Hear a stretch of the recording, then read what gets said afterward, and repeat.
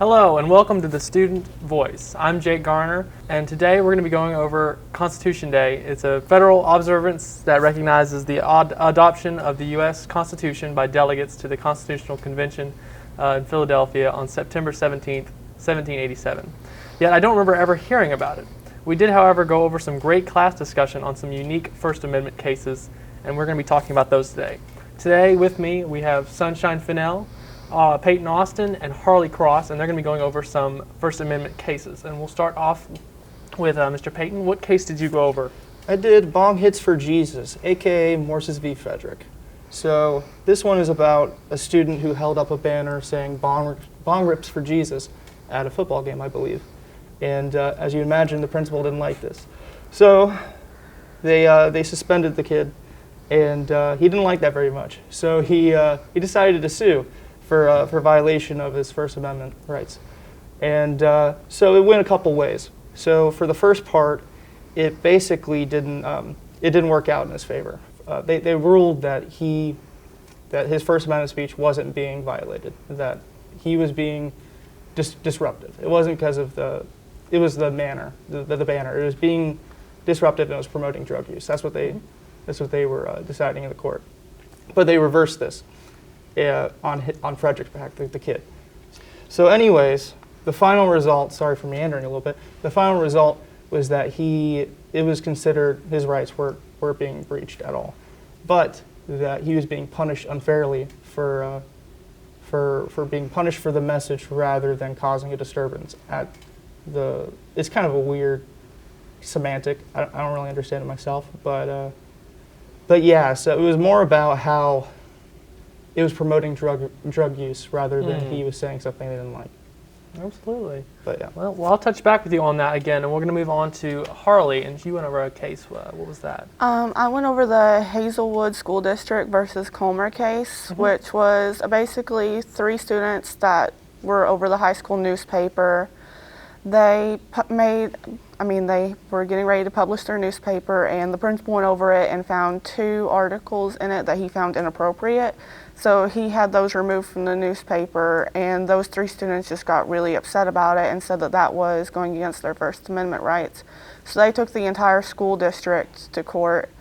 And of course the court was like, yeah, the school has this power to do this. If they didn't like it, then you can't put that in there. So the school district did end up winning, I think fairly quickly. I think it was a 5-3 that they won on.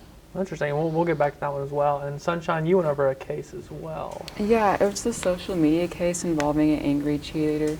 Her name is Brendy Levy. And she tried out for the varsity cheerleading team, but she didn't make it. And then she went on an angry rant on Snapchat and said, and I quote, F school, F softball, F cheer, F everything, and for not making the varsity team. And then the school didn't like that apparently and kicked her off the junior varsity team, and her and her family sued in the Supreme Court.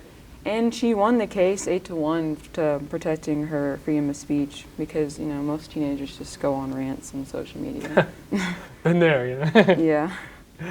Absolutely. So now we'll have a little quick discussion on this. Do you guys feel that most Americans value these protections that we have in case in point, these cases? Do you feel Americans are value that highly? In terms of the context with these cases, yes. Sure. I definitely think so. But if you want to get more complicated with social media and whatnot, I don't know. It depends on censorship with Twitter and whatnot.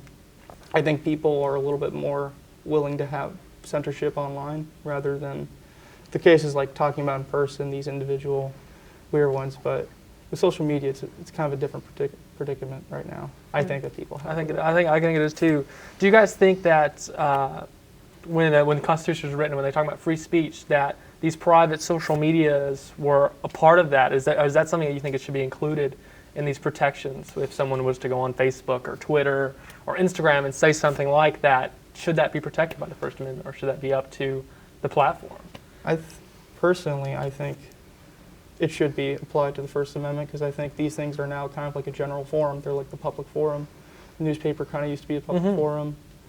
and now it's become social media, and I think to a certain extent it should apply to that. Of course, you can't just go around saying, I want to kill the president, I want to do this, I want to Exactly. do that. Yeah, but it's a case-by-case basis, but that's what I think. And like everyone has social media. That's very true. Everyone does have social media. What are some issues around the fairness of how the First Amendment is treated when it comes to certain people or certain demographics? Any fairness issues? For sure. Opinions.